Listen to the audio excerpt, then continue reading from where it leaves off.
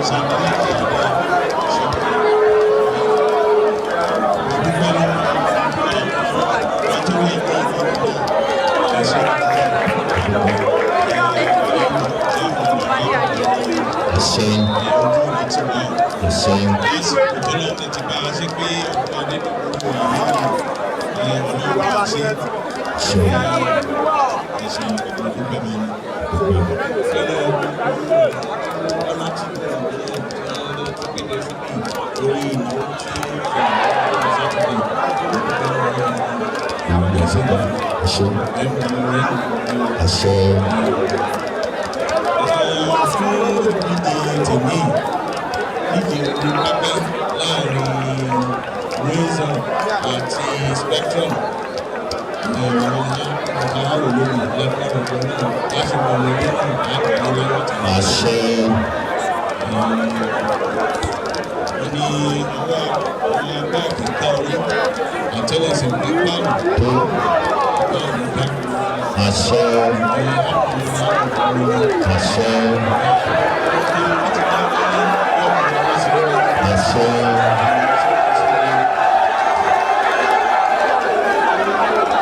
ṣe kábíyèsí fún Aláàfin.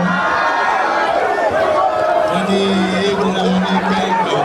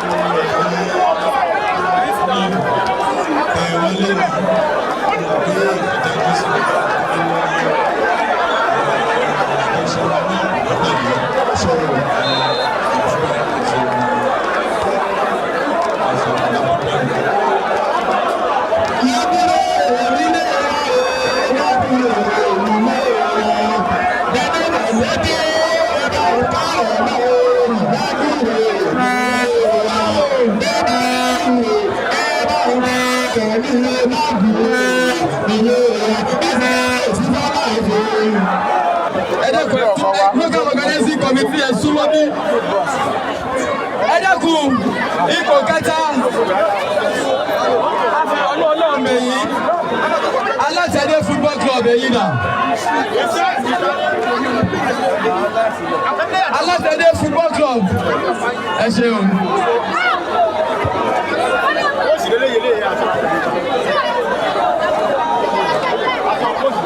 Ẹ jọ̀ọ́ ẹ jẹ́ ká sún mẹ́yìn torí Ọlọ́run.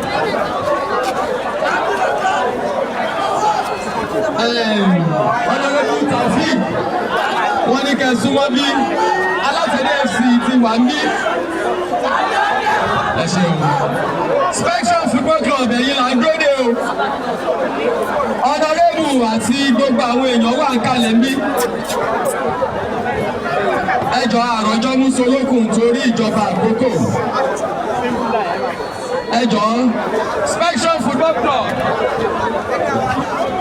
ẹ ti gbìyànjú Ọlọ́run ti ṣe fún yín kóòtù mi ò fi tírítírí mo kí yín ẹkú àtàrà ẹ ṣeun kóòtù àmọ̀lé ẹ̀yin dàgbọ̀dàgbọ̀ ń gbére bọ́ọ̀lù nílùú Ọ̀yọ́ nìyẹn àkí gbogbo yẹn ṣe ẹ jọ̀ọ́ fọlọ́ǹgbẹ ẹ ti báyìí Alátẹ̀dé FC.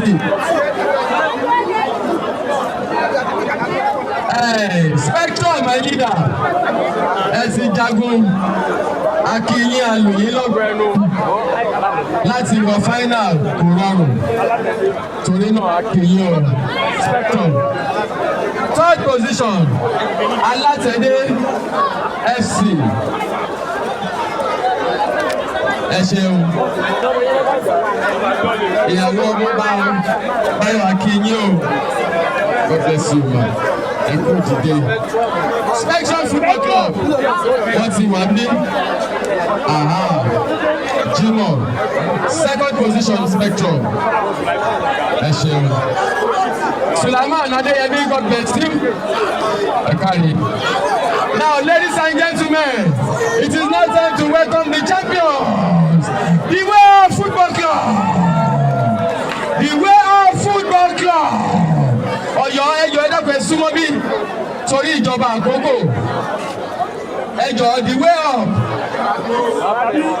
ẹ jẹ́ kí aṣojú ikọ̀ yín tẹ́ ẹ̀ bá tẹ̀ ní wá ó yé wa ẹ jẹ́ kí aṣojú ikọ̀ the way up ó máa bọ̀ wá síbí nígbà tá à ń dúpẹ́ lọ́wọ́ Ọlọ́run fún Honorable Abdulhakeem Adéyẹmí àti gbogbo ìlú Ọ̀yọ́ fún ohun takuntakun tẹ́ ẹ ṣe yìí Ọlọ́run ò ní gbàgbé yín o àdúpẹ́ the way up. Balógun ikọ̀ àti olùkọ́ni yín Balógun ikọ̀ àti olùkọ́ni bẹ́ẹ̀ yòókù náà bá sì wá ẹ dákun ẹ jẹ́ á pàtẹ́wọ́ fún wọn nígbà tí wọ́n ti dé ẹ jẹ́ kẹ́ ẹ tó fún wọn lówó sà ẹ dákun the handshake ó yá. Honorable Adeleke sir, please stand up to appreciate the ẹ máa gba ọwọ́ lọ ni a gbọ́dọ̀ ṣe ètò bó ṣe yẹ a gbọ́dọ̀ ṣe ètò yìí bó ṣe yẹ ni you are the champion ẹ ṣiṣẹ́ débẹ̀ ni that is it sir ẹ make sure pé ẹ gba ọwọ́ méjèèjì ẹni tó dé ipò final ló máa rí opportunity yìí lè jẹ́ kó yàtọ̀ congratulations to you Honorable oyaya ẹ̀dàpọ̀ ẹ̀súnmọ́ bí kẹ́ gbà wọ́n please tẹ́ bá ti gbọ́wọ́ ẹ máa sọ̀ kalẹ̀ tẹ́ bá ti gbọ́wọ́ ẹ máa sọ̀ kalẹ̀ ẹ ṣe sùúrù tẹ́ bá ti gbọ́wọ́ ẹ máa sọ̀ kalẹ̀ ẹ gbàwọ́ lórí ẹgbẹ́ Adeleke náà ẹ dúró.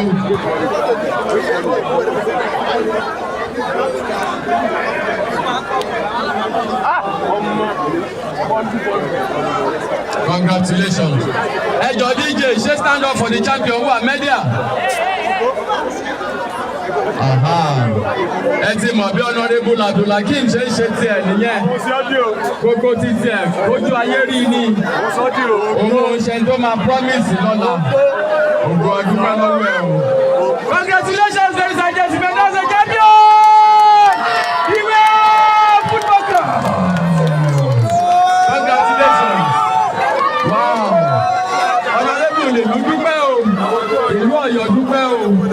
Ìlú Ọ̀yọ́ dúpẹ́ lọ́wọ́ yín.